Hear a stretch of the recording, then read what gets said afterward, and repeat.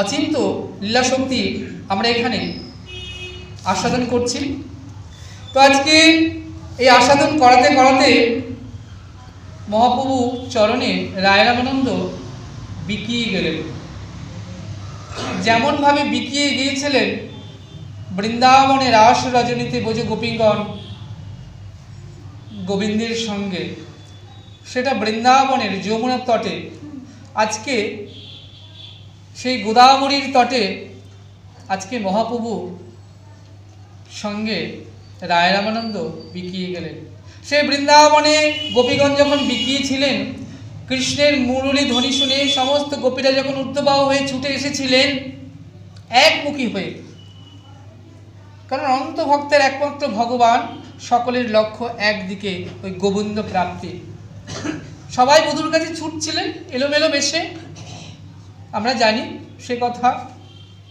কেউ পোশাক পরেছে, কেউ পরেনি, কেউ এক চোখে কাজল দিয়েছে, কেউ দেয়নি, কেউ নাসিকার এই কানে পড়েছে নথ। তো এরকমভাবে যখন তাদের একটাই চিন্তা, ওই বংশীটি ধ্বনি করে যখন শুনতে পেয়েছেন, যখন ছুটে চললেন, গোবিন্দ তাদেরকে ডেকে বললেন, অহো মহাভাগা, হে মহাভাগ্যবতীগণ, বোঝ সুন্দরীগণ, তোমরা আমার কাছে কেন এসেছো? এই গভীর রাতে তোমরা সব আমার কাছে ছুটে এসেছো কেন? পরিবার পরিজনকে দুশ্চিন্তায় রেখে, তাতে করে আমি পরপুরুষ, তোমরা পররমণী।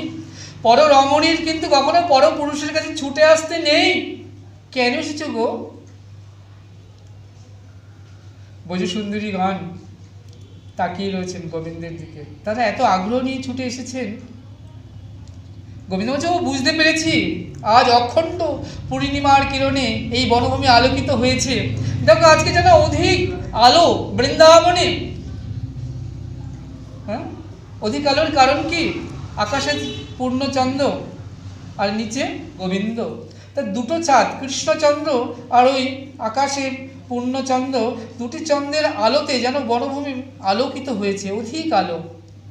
আর সঙ্গে সঙ্গে কী হয়েছে? বৃন্দাবনের সুগন্ধি যত ফুল ছিল, মালতী, মধুমল্লিকা, সব ফুটে উঠেছে। তো গোবিন্দ বলছে, ও আচ্ছা, বুঝতে পেরেছি তোমাদের ছুটে আসবার কারণ। কারণ হলো তোমরা সারাদিন সংসারের কাজে ব্যস্ত থাকো, আজ অখণ্ড পূর্ণিমার কিরণে বনভূমি এত আলোকিত হয়েছে, তোমরা নিশ্চয়ই সেই বনের শোভা দর্শন করতে এসছো।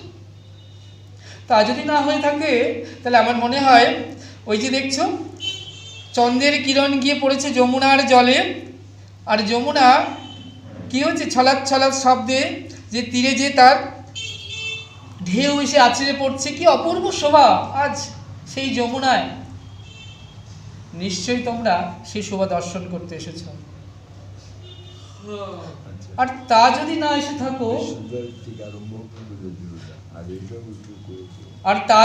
এসে থাকো, তাহলে আমার মনে হয় তোমরা আমার কাছে কিছু চাইতে এসেছো। হে বোঝ সুন্দরীগণ, বলো বলো কি চাই? বোঝ সুন্দরীগণ বলছেন, হে গোবিন্দ, আমরা কিছু চাইতে আসিনি, আমাদেরকে দিতে পারো এমন কি আছে তোমার ভাণ্ডারে?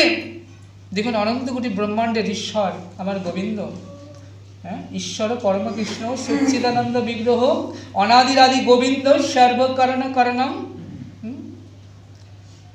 তাকে বোঝ সুন্দরীগণ বলছে, আমরা কিছু চাইতে আসিনি, আমরা তোমাকে দিতে এসেছি। বলছে, কি দেবে আমায়? কি নেই আমার ভাণ্ডারে?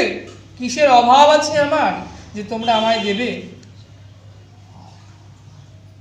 বলছে, যা নাই তোমার ভাণ্ডারে আজকে তাই দিয়ে তোমাকে আমরা পরিপূর্ণ করব।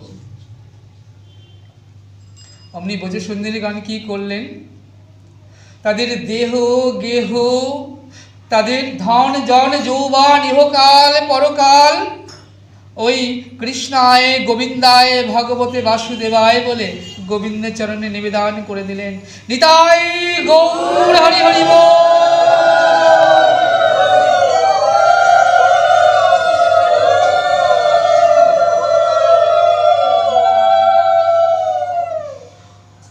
সব নিবেদন করে দিলেন বোঝ সুন্দরীগণ।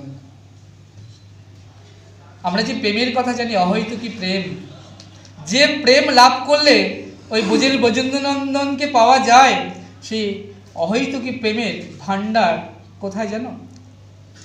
এই আহিরি কুলের ব্রজসুন্দরীগণ।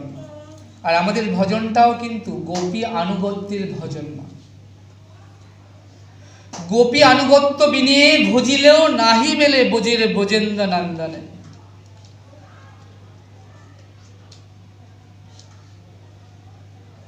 একটা নারীকে হয়তো বলে দিতে হয় না কেমন করে তার প্রাণ পুরুষের সঙ্গে বিলাস করবেন, মিলন করবেন, কিন্তু ভজন পথে যারা এগিয়েছ মা, ভজন অবশ্যই শিখতে হবে গুরুপাদপদ্মে আশ্রয় করে। শিখে ভজন পথে এগোতে হবে। আপন আপন শ্রী গুরুদেবের চরণে থেকে সেবা মাধ্যমে ভজনটা শিখতে হবে। কেমন করে আমরা ভজন করব?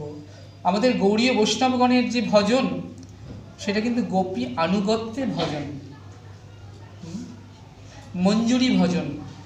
তুমি যদি নিজেকে পুরুষ ভাবো, তাহলে পুরুষের সঙ্গে পুরুষের মিলন হবে না।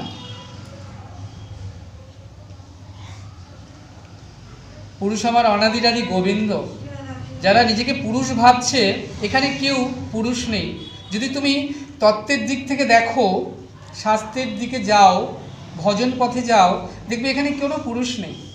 পুরুষ অভিমান আছে মাত্র, পুরুষ নেই। একটা নারী যেমন পুরুষকে সেবা করে, তেমনি ভজন পথে তুমি যদি সেই গোপী আনুগত্যে ভজন পথে না রওনা হও, তাহলে কিন্তু কোনোদিনও তুমি সেই শ্যাম সুন্দরকে লাভ করতে পারবে না। যাই হোক, এ কথা তুমি গুরুদেব থেকে জেনে নেবে কেমন করে সেই মঞ্জুরির ভজন গুরুদেব দান করেন। তো আজকে কি করলেন না, সেই আহিরি কুলের ব্রজ গোপীরা গোবিন্দকে উজাড় করে তাদের সেই গোপী প্রেম দিয়ে দিলেন, দান করলেন। তাই তো আমার গোবিন্দ প্রেমবতী হলেন, সেই গোপীদের প্রেমবতী, তিনি সেই প্রেম লাভ করলেন। তো আজকে যেমন করে ব্রজ গোপীগণ নিজেকে উজাড় করে দিয়েছিলেন গোবিন্দর কাছে, সেই বিশাখা সখী, ললিতা, চম্পকলতা, তুঙ্গবিদ্যা, সুদেবী, ভূদেবী, অষ্টসখী সমেত, তেমনি করে আজ এই বিদ্যানগরে গোদাবরীর তটে রায় রামানন্দ সেই মহাপ্রভুর চরণে বিকিয়ে গেলেন। কে বেকালো? রায় রামানন্দ। কে কিনল? আমার মহাপ্রভু কিনে নিল। ওই দেখো বিকি কিনি হয়ে গেল।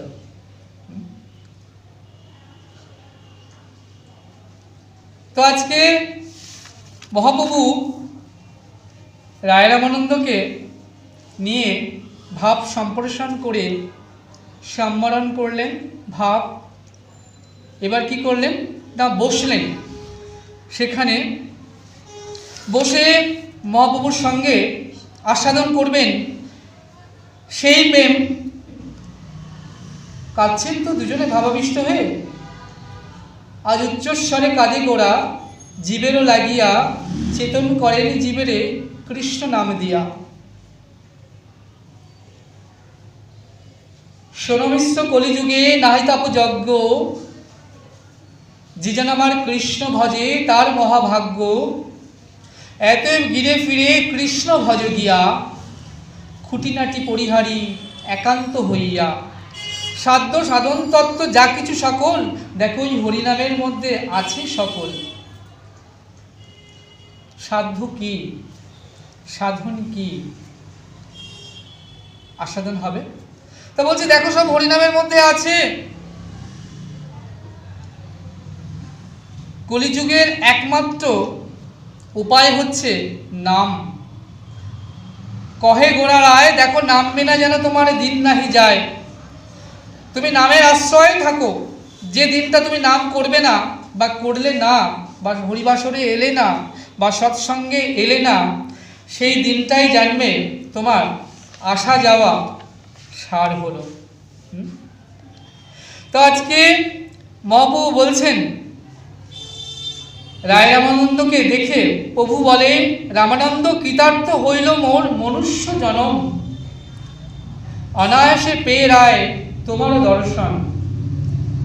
নরলীলা করছেন তো প্রভু, বললেন আজকে আমি কৃতার্থ হয়েছি। আমার জন্ম সার্থক হয়েছে তোমার মতো এমন ভক্ত সঙ্গ লাভ করে।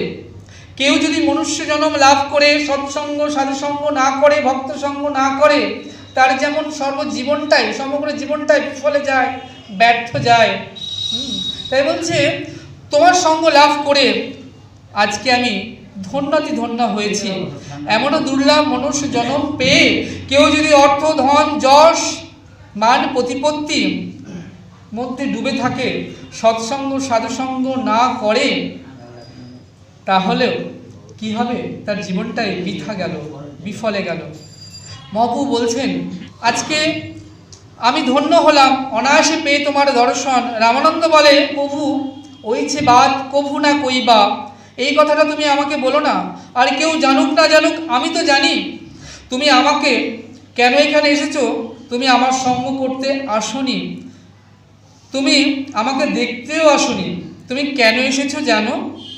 তুমি এসেছো আমাকে দেখা দিতে, তুমি আমাকে এসেছো সঙ্গ দিতে। কারণ মহন্তের স্বভাবেই তাড়িতে পামর, নিজ কার্য নাই তবু যান পর ঘর। যারা এই জগতে মহন্তগণ তারা সচরাচর কিন্তু আমাদের গিরে আসেন না। তাদের স্বভাব কেন? তারা যখন আসেন গিরির কল্যাণ করতে আসেন, গিরির মঙ্গল করতে আসেন। হ্যাঁ, তাই মহন্তের স্বভাবেই তাড়িতে পামর,